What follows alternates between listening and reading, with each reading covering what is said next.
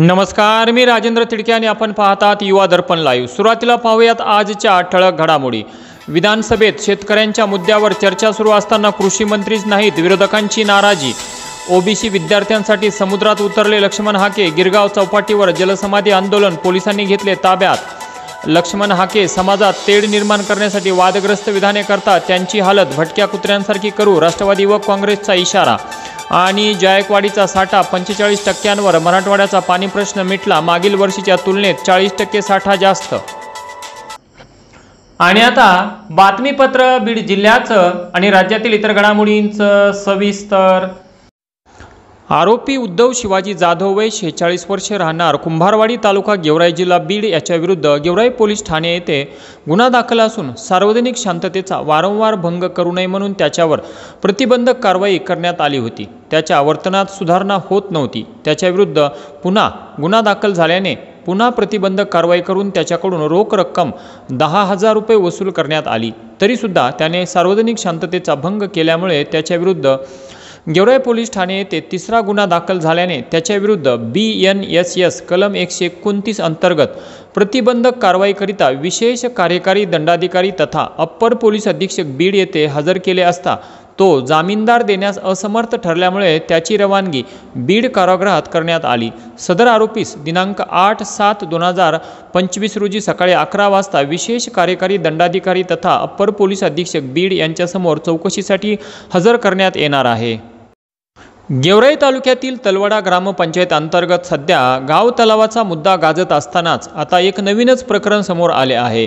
त्याचे असे झाले की नितीन हत्ते या शेतकऱ्याचे पीक काही म्हशींनी खाल्ल्यामुळे त्यांनी सदर म्हशी घेऊन ह्या ग्रामपंचायतच्या कोंडवाड्यामध्ये घालण्यासाठी आणल्या। मात्र यावेळी कोंडवाडाच बंद असल्यामुळे नितीन हत्ते यांनी त्या म्हशी तलवडा ग्रामपंचायतच्या गेटलाच बांधल्याचा प्रकार आज दिनांक 3 जुलै 2025 रोजी घडला।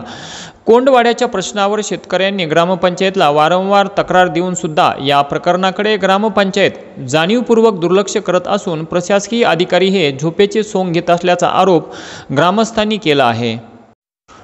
ग्रामीण भागातील विकासासाठी लोकप्रतिनिधी कामे सुचवित असतात। यात 25-15, 12-38 या योजनांमधून मराठवाड्यात गतवर्षी 2,628 कामांना मंजुरी मिळाली असून त्यातील 1,334 कामे कागदावर प्रगतीपथावर आहेत। मात्र मंजुरीनंतर कामे पूर्ण करण्याकडे लोकप्रतिनिधी आणि कंत्राटदार दोन्हींनी डोकावून देखील पाहिले नाही। त्यामुळे वर्ष उलटूनही मंजूर कामांपैकी 185 कामांसाठी उद्घाटनाचा नारळ देखील फोडलेला नाही। त्यामुळे लोकप्रतिनिधींनी कार्यकर्त्यांना वाटलेल्या कामाच्या रेवड्या तशाच असून मंजूर कामांपैकी 185 कामांचा श्रीगणेशा सुद्धा झालेला नसल्याचे आढळून आले आहे। आता येणाऱ्या स्थानिक स्वराज्य संस्थांच्या निवडणुकीत पुन्हा या कामांच्या रेवड्या वाटल्या जाणार का, असा सवाल सामाजिक कार्यकर्ते डॉक्टर गणेश ढवळे लिंबा गणेशकर यांनी उपस्थित केला असून लोकप्रतिनिधी आणि कंत्राटदार यांनी मंजूर कामे तातडीने पूर्ण करावेत अशी अपेक्षा त्यांनी व्यक्त केली आहे। तर 25-15 आणि 12-38 या हेडखाली मंजूर झालेल्या कामांसाठी निधी मंजूर करावा अशी मागणी डॉक्टर गणेश ढवळे यांनी वित्तमंत्री व पालकमंत्री बीड श्री अजितदादा पवार यांच्याकडे केले आहे। बीड तालुक्यातील नामलगाव फाटा येथील लक्ष्मणराव जाहेर पाटील माध्यमिक विद्यालयाचे मुख्याध्यापक श्री कालिदास धपाटे यांचा सेवापूर्ती सोहळा मंगळवार दिनांक 1 जुलै 2025 रोजी मराठवाडा शिक्षक संघाच्या वतीने यशवंत विद्यालय बीड येथे शैक्षणिक मान्यवरांच्या उपस्थितीत संपन्न झाला। यावेळी मातृभूमी प्रतिष्ठानच्या वतीने डॉक्टर संजय तांदळे, मुख्याध्यापक बाळासाहेब नागरगोजे यांच्या हस्ते पुष्पगुच्छ व सन्मानपत्र देऊन धपाटे यांचा सत्कार करण्यात आला। यावेळी मुख्याध्यापक राजकुमार कदम, गणेश वाघ, दत्तात्रय चव्हाण, प्राचार्य DG तांदळे, उत्तमराव सानप, नामदेव चव्हाण, बाबा बडे, JM पैठणे, गणेश आजबे, युवराज मुरुमकर, नितीन जायबाय, बाजीराव ढाकणे यांच्यासह लक्ष्मणराव जाहेर पाटील विद्यालय व मराठवाडा शिक्षक संघाचे विविध पदाधिकारी, शिक्षक, शिक्षकेतर कर्मचारी व सामाजिक कार्यकर्ते यांची मोठ्या संख्येने उपस्थिती होती। आणि आता एक धक्कादायक घटना। बीडच्या केज तालुक्यातील एका गावात गतिमंद मुलीवर बलात्कार करण्यात आल्याची धक्कादायक घटना समोर आली आहे।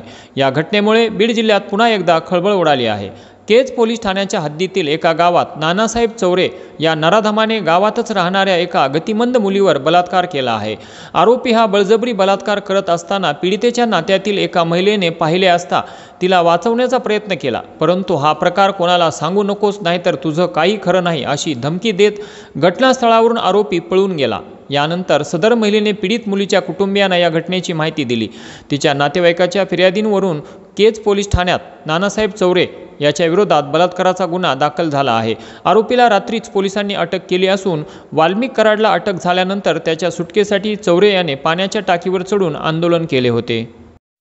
पाटोदा शहरात मागील 5 वर्षांपासून रोटी बँकेच्या माध्यमातून जवळपास 100 निराधारांना एक वेळचे दुपारचे जेवण पाटोदा बस स्थानक येथे दिले जात आहे। याचीच दखल घेऊन मुंबई येथील ज्ञान उदय फाउंडेशनच्या वतीने रोटी बँकेचे संचालक तथा सामाजिक कार्यकर्ते संतोष गर्जे यांना राष्ट्रीय स्तरावरील राष्ट्रसाधना पुरस्काराने दिनांक 28 जून 2025 रोजी मुंबई येथे गौरविण्यात आले। त्याबद्दल महासांगवी येथील संत मीराबाई आईसाहेब संस्थानाच्या मठाधिपती हबप राधाताई आईसाहेब महाराज यांनी संतोष गर्जे यांचा शाल, श्रीफळ व पुष्पगुच्छ देऊन सत्कार केला।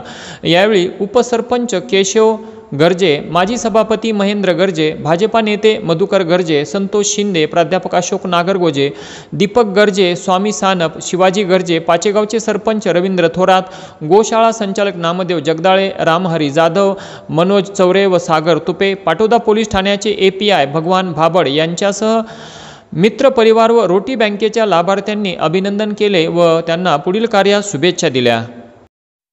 माजलगाव तहसील कार्यालयाअंतर्गत संजय गांधी निराधार व श्रावणबाळ योजना पात्र लाभार्थ्यांना तहसील कार्यालयामार्फत आजपर्यंत ओळखपत्र किंवा निराधारांना सांकेतिक क्रमांक देखील दिलेला नाही।